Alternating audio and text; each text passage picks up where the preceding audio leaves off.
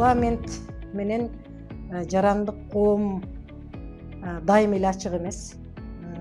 Негизинен жалпылап алганда албетте биз милдеттүүбүз дагы жарандык коом менен биз ар кандай социалдык маселелерде, социалдык экономикалык маселелерде мындай мыйзамдын негизинде баарыбыздын максатыбыз бир, жарандык коом дагы, жогорку кеңеш дагы ушул кызматыбыз элге кызмат кылуу, элге пайдалуу мыйзамдарды чыгаруу, мыйзамдардын аткарылышын көзөмөлдөө.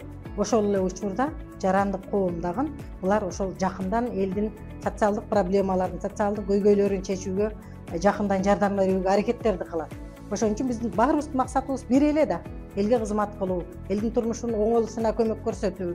Ошон үчүн мен ойлойм, бул биздин жарандык дагы, мыйзамдуу дагы биздин милдетибиз. Биз ачык болушубуз керек буларга.